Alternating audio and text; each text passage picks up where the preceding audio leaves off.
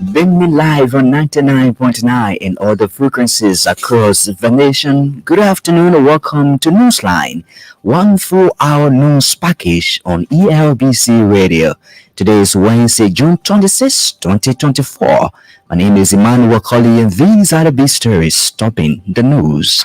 President Joseph Boakai re-emphasized his government's commitment to fighting public sector corruption. Central Bank introduces first ever pan-African payment and settlement system platform to boost trade across borders. The plan is to ensure that the 54 African countries will have PAPs and you will be able to trade with all of those countries.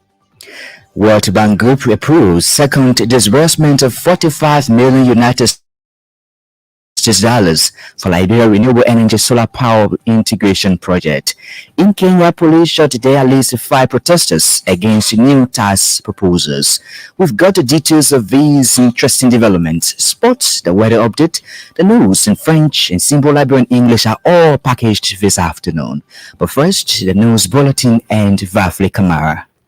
President Joseph Boakai has re-emphasized the government's commitment to fighting corruption in all sectors of governance. President Boakai believes this ensures that the government holds public officials and institutions accountable for services rendered the country. The Liberian leader made a remarks Tuesday when a delegation from the International Monetary Fund paid him a courtesy visit. He also vowed to improve the infrastructure and the livelihood of the citizens by maximizing the country's limited resources. The Liberian leader, however, is craving the support of the IMF in the government's quest to better the lives of the ordinary people.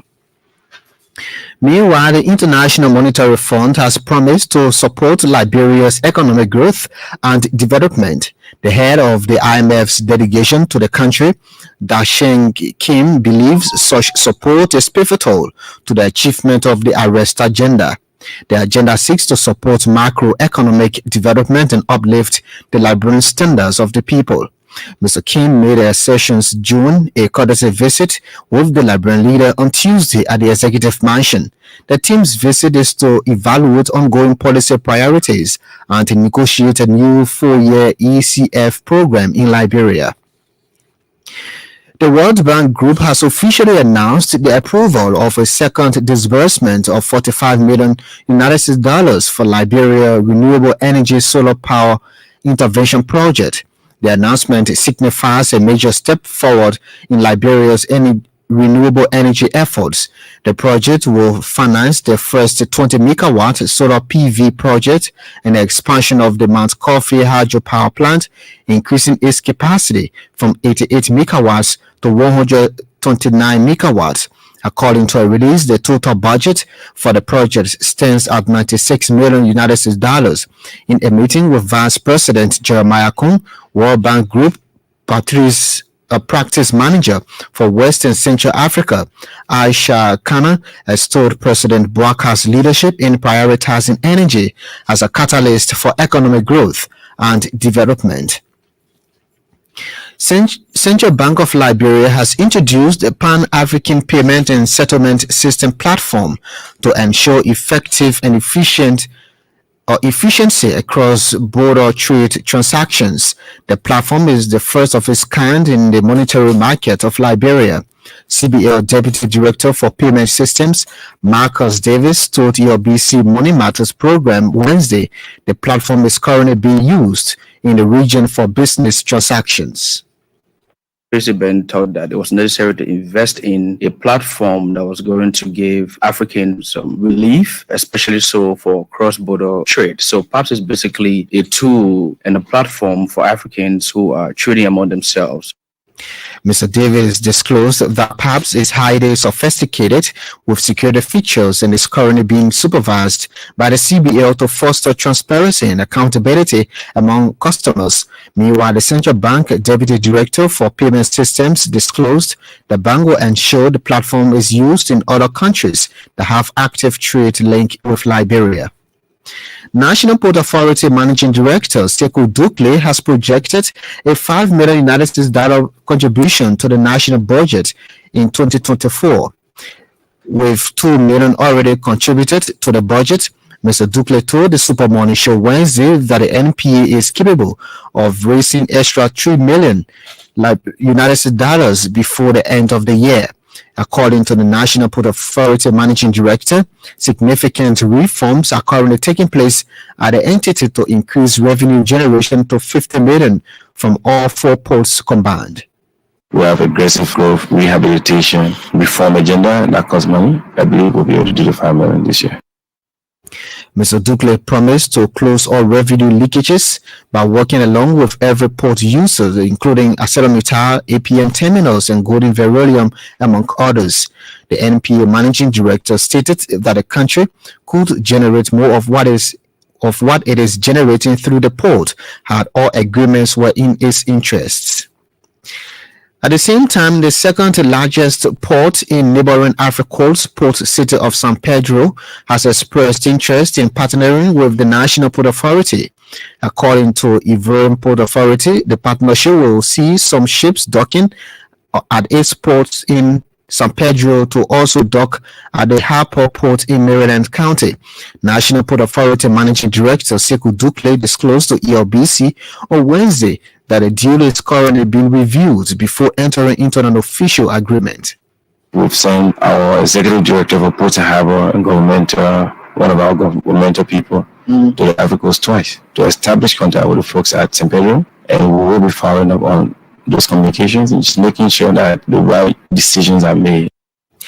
Mr. Ducle said the San Pedro Port authorities in Ivory Coast see the port of Harper as a potential destination for other ships to dock to decongest the ship traffic. However, the NPA managing director stated that his counterparts in Ivory Coast have asked the NPA to upgrade the Harper port up to standard that will allow bigger vessels to dock.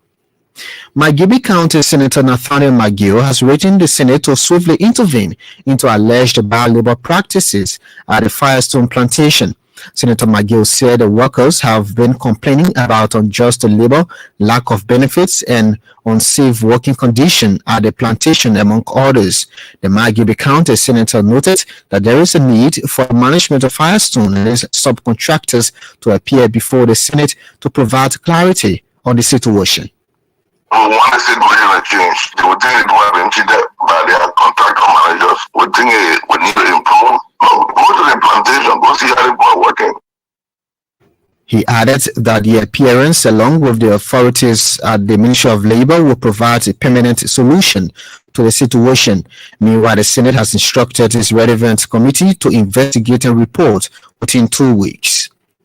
The Japanese government has officially approved a grant of $2.6 million United States dollars for the construction of the Liberia-Japan Wood Workshop and Processing Facility in Memba County. The landmark project is aimed at boosting the local economy by creating jobs and providing sustainable livelihoods for Liberians.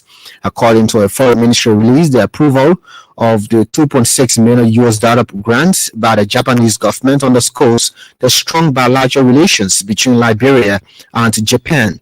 The ministry said the project will be executed in 3 phases designed to maximize impact and ensure long-term benefits for the local community and broader economy.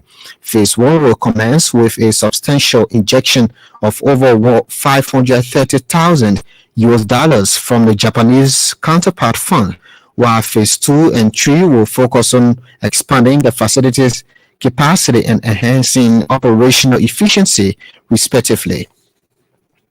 Meanwhile, Vice President Jeremiah Kung has expressed gratitude to the World Bank for its ongoing efforts to address Liberia's energy crisis. Vice President Kung also reaffirmed the government's commitment to work along with the World Bank to transform the lives of Liberians. According to a dispatch, VP Kung also called for immediate interventions to mitigate electricity outages as the dry season approaches. The Liberian Vice President made a statement in Barcelona, Spain, at the ongoing 25th edition of the Africa Energy Forum. The ongoing forum brings together senior government officials and private sector executives to explore opportunities for expanding public and private cooperation in the energy sector. Nimba County authorities have begun mediation efforts to resolve the boundary dispute in Barkley and Bloor districts in the county. The land dispute is between residents of Ba and Zor in the districts. According to our correspondent, the latest intervention is headed by Nimba County Development Superintendent Peter Wingby and County Inspector Daniel Zigbe. The two towns have been battling over the disputed boundaries since 2007, with the two families claiming ownership of the land. And residents of Chambati in Grand School County are calling for the rehabilitation of the road linking the county to Sano County. The residents told our correspondent the deplorable road requires the intervention of the Public Works Ministry. According to our correspondent, Boajiken in Grand School is the most affected corridor linking Sano County. Meanwhile, our correspondent said the road is hampering economic activities in the area. The news bulletin is Reckless Lots, brought for us by Vavli Kamara. Newsline is on 99.9 and other frequencies across the nation. One of the big stories this afternoon: President Joseph Boakai emphasizes the government's commitment to fighting public sector corruption. Today's development, Liberia has introduced the first ever new platform to improve its monetary market to meet international standards. The Central Bank of Liberia, the CBA, has since introduced the Pan-African Payment and the Settlement Payment Platform to ensure effective and efficient cross-border trade. For more of these developments, let's join Emmanuel Bondo. The introduction of the Pan-African Payment